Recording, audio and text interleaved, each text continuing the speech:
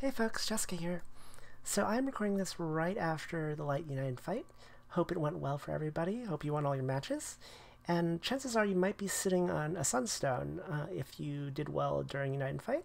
Sunstones are super powerful, super important, and pretty rare. They're the primary reason people do United fight, other than the gold bar. But the gold bar from United fight isn't really a priority until you get all of the ones from Rise of the Beast, because those are just easier to get. So Sunstones, I would say, especially for a new player, are fundamental in terms of making a powerful team. And the reason for that is, if you're completely not familiar with them, they are consumable. Do I have one? I do. These Sunlight Stones will let you raise the level cap for... They'll let you uncap an SSR summon once. And if, for example, you're a new player and you pull a cool gacha summon, like, say, a Shiva, for example. Right now, Shiva's boost is 120% fire attack to your whole team. That's huge. But... if you FLB Shiva, get it to, sorry, MLB Shiva, get to 3 stars, it will be 140% boost. Similarly, if you look at Primal, do I have one I haven't sharded yet? No, let's just look at Varuna. So Varuna, normally this is an 80% boost to Water, Tsunami, and Hoarfrost skills. It becomes 120% at MLB, and then some summons further have an FLB. Let's see if I can find one of those real quick. This isn't one you would really want Sunstone, but for example, Athena, you can take her to FLB, so that 4th star, that usually further enhances their aura and sometimes their call as well.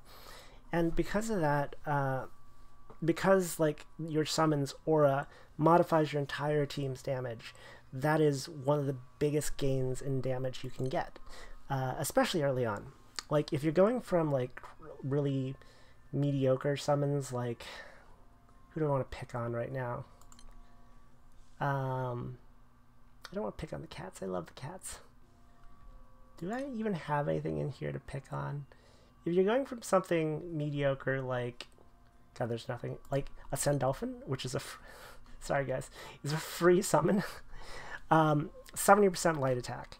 If you were instead to get, like a Lucifer, which is a gacha summon, this is normally 100%, so already 30% more, but if you MLB it, becomes 120%, so 50% more, and then if you further FLB it, it becomes 130%, so a whole 60% more damage.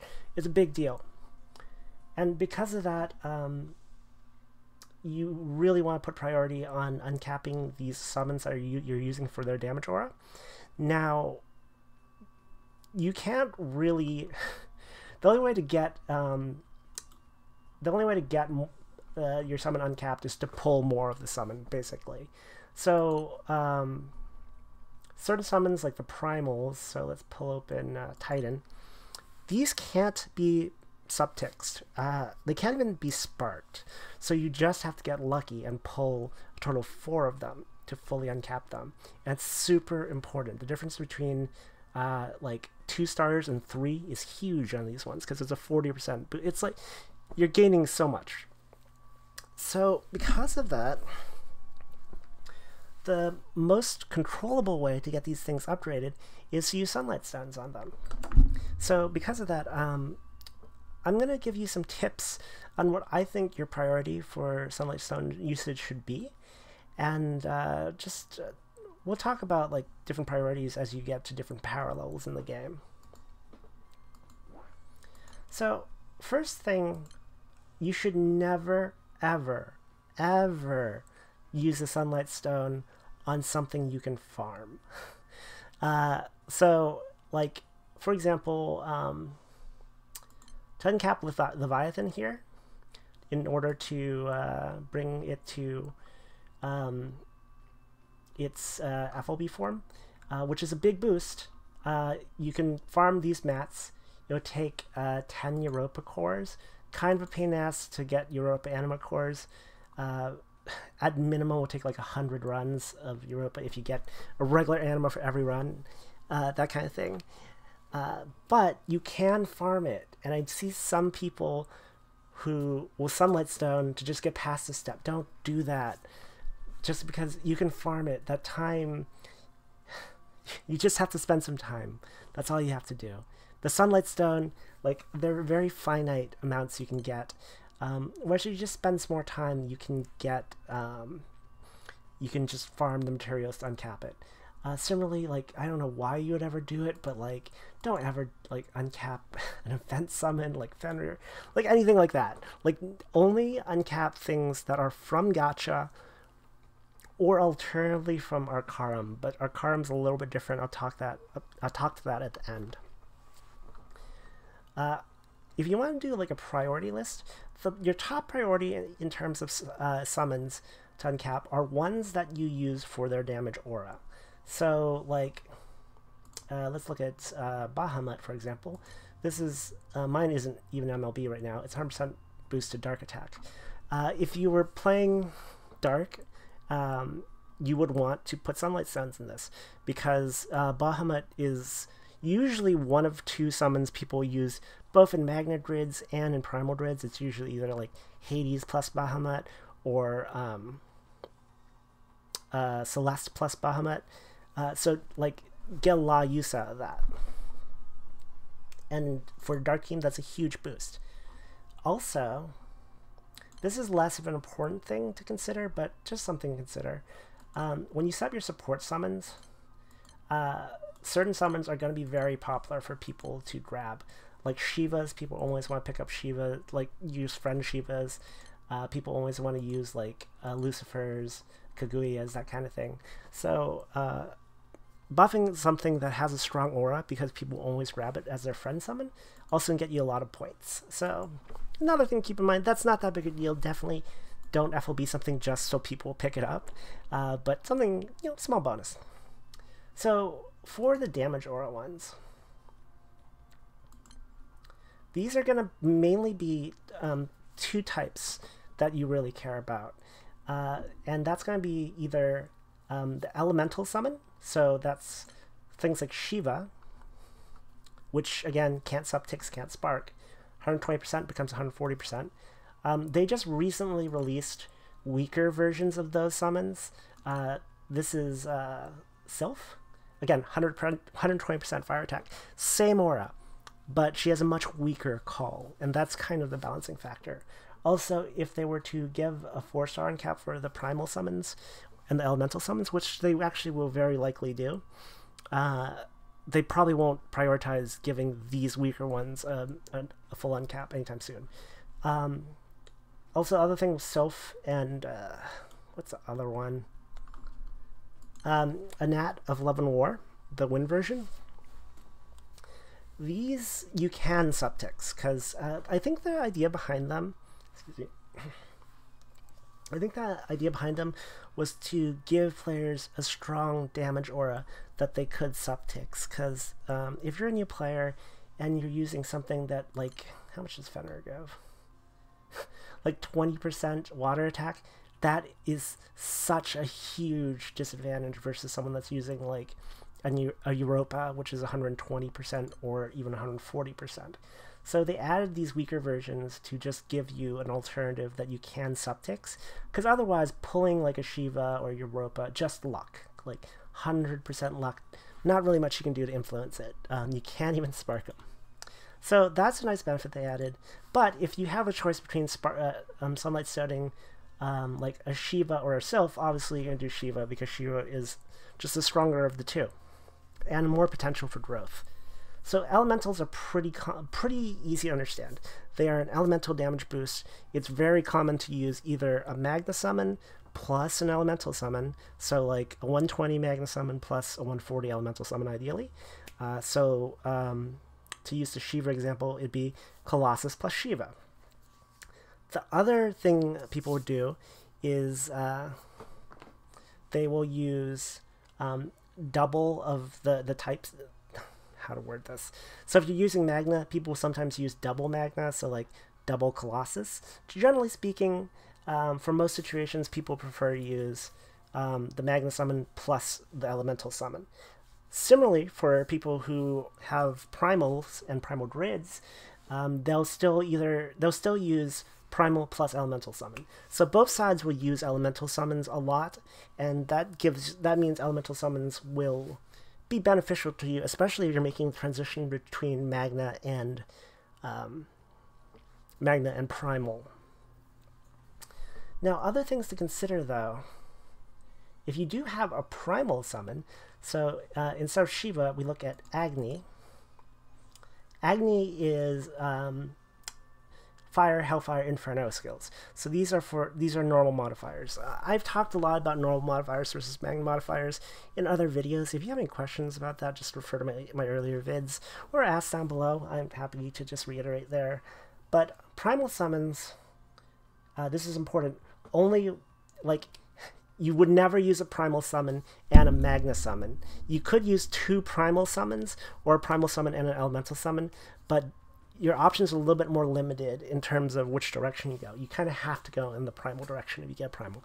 But the Primal summons are pretty much, like, Primal Druids are pretty much universally stronger than Magna Druids if you have the ideal weapons for that grid. Like, the potential for damage is much higher with Primal summons than Magna summons. So let's look at a grid real quick. Not grid, not that, this. So fire grid. If you have, so this one I'm running an Erectonius, Ixaba, I'm running mostly normal modifier weapons. If you don't have weapons that would benefit from a Primal summon, then a Primal summon's desirability goes down a lot, because you're just, honestly, if you don't have the grid support it, you're probably better off with a Magna grid, because you can farm most Magna grids. A lot of Primal grids will require gacha weapons in order to meet their full potential. So, like, for Wind, for example, right now I'm running, like, Tiamat guns, and then, like, the Grimnir harps. This is a Magna grid. I do have an FLB Zephyrus, which is the Primal for Wind, but I don't use Zephyrus right now just because I don't have the grid to support it. Wind is one of those notorious elements in that it's very hard to farm a Primal Wind grid. The Primal Wind grid's just not a good option right now. So if you want to go Wind Primal, you kind of have to invest in things like Love Eternals, the new Wind Gisla, stuff like that. So if you're trying to choose between whether or not to uncap your Primal summon or your Elemental summon, just know that if you have the grid to go with the Primal summon, then yeah, do the Primal summon. That's usually going to be the stronger option. But if you don't have the grid, go with Elemental, just because it works for either Primal or the other thing, Magna. So, to recap, because that was a lot, number 1 priority, use Sunlight Stones on things that have an aura that match match the element that you're trying to play. Another thing to consider, we're in a rainbow meta. It's kind of encouraged to have a little bit of power in every single element, if possible. So let's say you play fire and you do have, like, an MLB Agni or Shiva already. You still might want to consider using a Sunlight Stone on either a Prime or Elemental summon from another element. So, like, Europa, if you want to go into water or something like that. Because I can't overstate how important the aura is to the damage your team would do. I would, in fact, recommend using Sunlight Stones exclusively for their aura benefits on until you have the ideal, like, aura, like, damage aura summon for every single element. So, like, Agni or Shiva for fire, Europa or Varuna for water, Zephyrus, I guess, maybe, or Grimnir, much better choice right now for wind. What is it? Hades, Bahamut for dark, Lucifer, and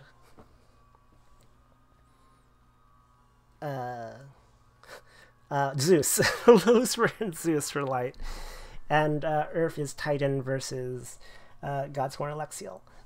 So, Now, if you already have Primal Summon, sorry, Damage Aura summons that you want, next thing to consider, well, there's a couple things, but the next thing to consider is, does your summon have a sub-aura?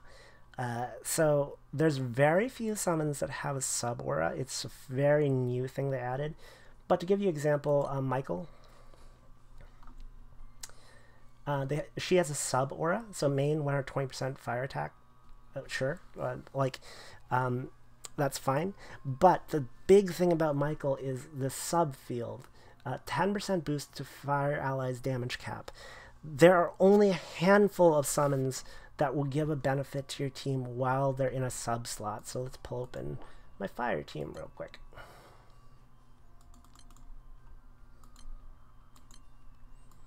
So I have Michael here, and she's here. My main summon is still Agni, so I still get primarily a bonus to normal fire weapons, but because because Michael has a sub-aura, I will also get 10% damage cap increase to fire. So like if you have something with a strong sub-aura, so that would be any of these Primarchs, so was it Michael, Gabriel, Raphael, and Uriel. Those ones. If you have any of those, very strong second priority to your main summon. Not gonna super get into it though, because there are very few sub-aura summons. I'll bring one more up though, the Lesbian Angels, the Yuri Angels, Haluel and Maluel. Their sub-aura is boost to double attack rate. By the way, sub-auras get stronger when you MLB something. So like this, I believe, becomes 10%. Similarly, Michael is 5%. Until you hit 3 stars, then becomes 10%. That's why you want to FLB these. Debatable how strong double attack rate is. I mean, it's definitely a gain because it's a sub-aura, and chances are you don't have you don't have a full set of sub-auras, of summons with sub-auras in your summon deck. That would be very unusual.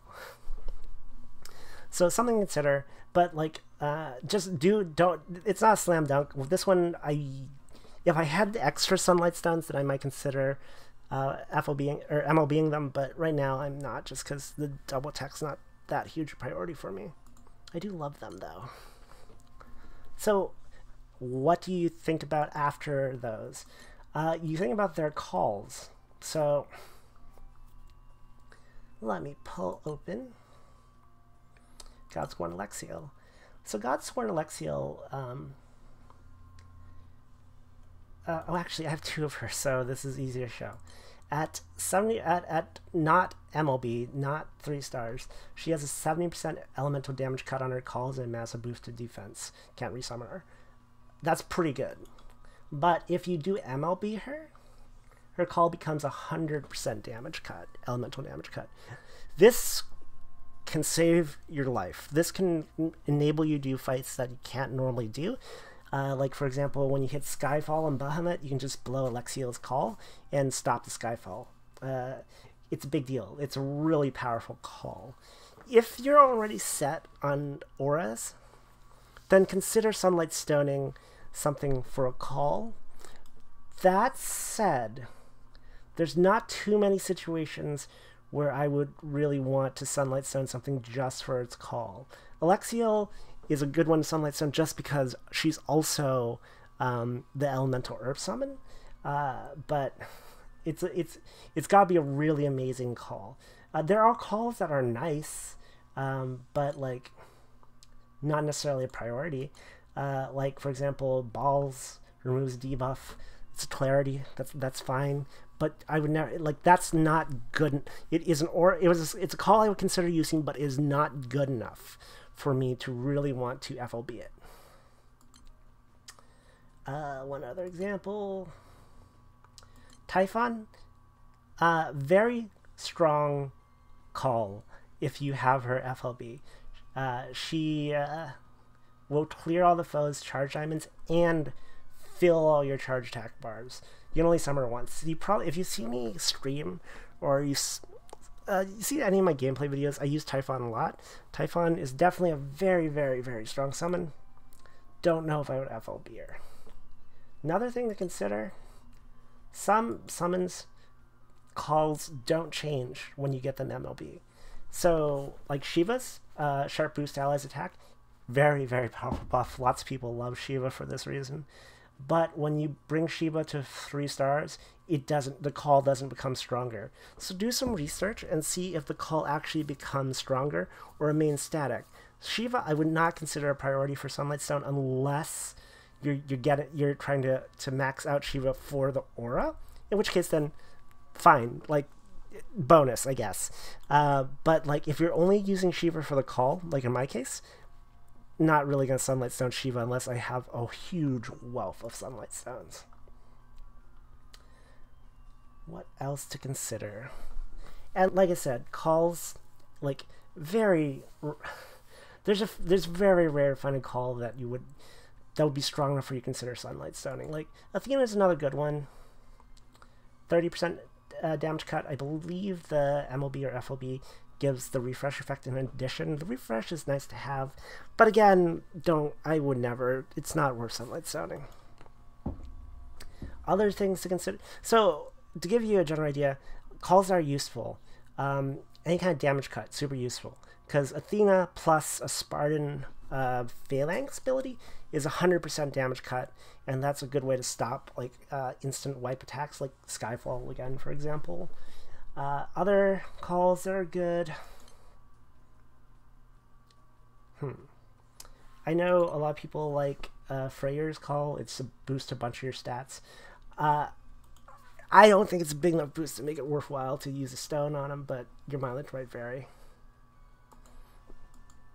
And then the other one I like, Dark Angel Olivia. 1 turn, like a delay and 1 turn cut to Dark Ally skill cooldowns.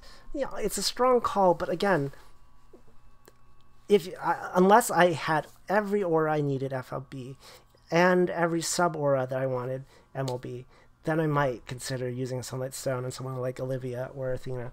But personally, that you'd have to have a lot of Sunlight Stones to get to that point.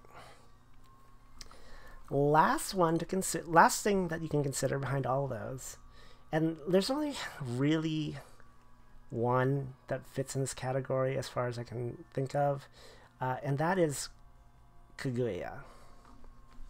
Kaguya's aura is auto-revive the party members, whatever. Boost to double attack rates, whatever. Like, those things are nice, but it doesn't have any, like, plus 80% fire damage or elemental damage or whatever. And because of that, Kaguya is not necessarily strong because of that part of our. The reason people take Kaguya is 25% boost to item drop rate. I can't remember. I think before FLB, MLB, I can't remember if it's 15% or 20%. It might be 20. But that extra percentage drop rate on Kaguya, people will kill for drop rate. So drop rate, like, I actually did Sunlight Stone Kaguya. If I had to go back, I probably would still stick by my decision. But, like, drop rate is definitely a luxury thing. At the time I Sunlight Stoned her, there wasn't any sub-aura summons out, so I had pretty much everything I wanted, like all my auras done, so I was just like, okay, I'll just do Kaguya, because I want that extra item drop rate. So Kaguya, yeah, it's consideration if you got Kaguya, but definitely lower down the priority list. Something to think about, though. Okay, so we talked, oh wait, other summons some people consider sometimes. Quillen, Call does nothing until MLB. When you MLB, and the aura, who cares? But when you MLB Quillen, which is from Rise of the Beast, you get, it resets the skill cooldowns on everyone on your team. It resets everyone's skill cooldowns, which is an extraordinarily powerful ability. However, you can farm Quillen. It's a very rare drop off of the Quillen or the Quillen and Huanglong fights. Video on that coming soon, by the way. And you can farm it. I don't Sunlight Stone it unless you've got nothing else to Sunlight Stone. Like, yes, it is a powerful, powerful call, and this thing is pretty much useless until, like, completely useless until MLB, but you can farm it. It's going to take a long time or a lot of luck, but you can still farm it, so definitely way down the priority list. Okay, all that aside, things to consider. So this is important. This is really important. You're going to save yourself some heartbreak by listening to this. Only use your Sunlight Stone on something when you're ready to take it all the way to its full 3-star uncap. Only then. Like, if you've got, like, 2 Sunlight Stones and, like, a 0-star... Just use what I got my box as an example. A 0-star Hades, then, like, you might be tempted because, like, every time you add a star to something, you know, its level cap goes up, it makes it a stronger stat stick. By the way, summons, the stats on summons affect your team strength as well, but the increase is very linear, so I wouldn't, like, really consider that a priority. But yeah, if you had 2 Sunlight Stones and a 0-star Hades, not Hades, Shiva, you might be thinking, yeah, and I'm gonna MLB Shiva, so I might as well just stick my stones in there for now and benefit from stats until I get the next stone. Don't do that. The reason you don't want to do that is, what if, the anniversary is coming, you're gonna get free pulls. What if you put 2 Sunlight Stones into Shiva, and then you pulled a Shiva from the gacha? Okay, now you can take it to, 3 stars, great. Don't need that next Sunlight Stone. But what if you pull another one? If you pull another one, that one's just wasted. Shiva's a little bit of a weird example because Shiva's call can be worth running an extra one. But let me show you an example. Notice that extra God Scorn Alexiel. I used, I think, 2 Sunlight Stones on Alexiel to cap her, and I pulled another one. It's like, no, god damn it. it's just a waste. Only Sunlight Stone something if you have enough Sunlight Stones to take it all the way to MLB. Because you never know. In the meantime, you might pull one, and if that happens, it sucks. if you already FLB'd it, because you wasted a stone. Now, if you pull an Alexiel or something, whatever, after you've used your stones on it to get it to MLB, them's the breaks. It happens. Nothing you can do about that. You can prevent the reverse situation, though, of using your stones before you're ready to. So, yeah, just keep that in mind. Last thing. I know this has been a lot, but Sunlight Stones are worth talking about. This is not where I wanted to go. Arcarum Summons. Mysterious Arcarum Summons. Do I have one that's ready to FOB? Yeah, I do, actually. So right now, this is 3-star silver, 3-star SR. It takes a Sunlight Stone to take it to SSR. You cannot use Sunlight Stones on these things like normal. You can't just, like, use a Sunlight Stone on it and skip all this shit, because obviously you can't, otherwise why would the screen even exist? So, then keep in mind, turning these into SSRs takes a Sunlight Stone. The thing that's weird about Arcarum Summons is you can take it to SSR and then you take it to FLB. And then eventually, they haven't announced it yet, but I think they're supposed to talk about it during the anniversary, which is coming up in a month or so. Eventually, these guys are going to unlock characters. Each Arcarum Summon is going to unlock an Oracle character. No idea how powerful they are, or will be. Chances are I would guess they will be as powerful or more powerful than the Eternals.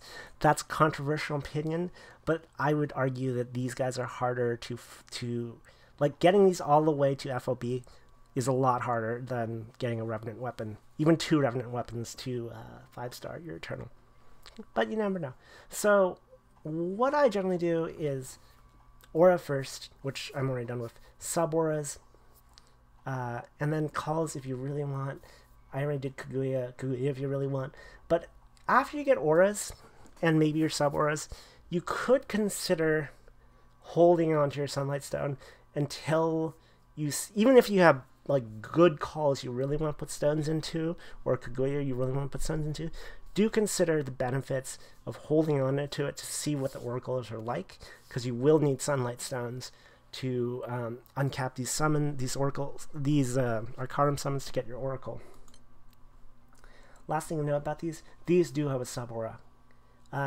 And it's worded funny here, but this 5% boost to Light Alice damage dealt against Dark foes. It's also a damage cap increase. I don't know why it's worded funny like that, but it is a damage cap increase. So these are definitely worth spending stones on. But like I said, if you've got like an extra Sunlight Stone, I would consider waiting to see if like the oracles are really strong in order to use your Sunlight Stone on the Arcanum summons instead of using them on something like a better call or a Kaguya. But that's me. It's hard to plan for the future. The oracle could suck. Very unlikely. Very unlikely. Chances are they'll be very strong. But you never know. So Sunlight Stones, big long topic. If I missed anything, let me know. I'm happy to answer questions down below. Also, I've been streaming a lot more, as you can tell, because I've been uploading some of the streams here. So definitely check me out on Twitch. Throw me a sub if you're really generous. I do stream a lot of Granblue Fantasy these days. Let's see. My stream hours are pretty all over the place, but I usually stream evening Pacific time. I'm going to nail that down more as I figure out what my daily schedule is like. And if you haven't already, do me a favor, check out my my Twitch, my Patreon, my Twitter, all that stuff down below. Like, comment, subscribe, because that stuff super helps me out. And yeah, I will catch you guys next time. Also, if you got a topic you want covered, put it down below, and I will try to get to it. Anyways, talk to you guys later. Bye. Love you.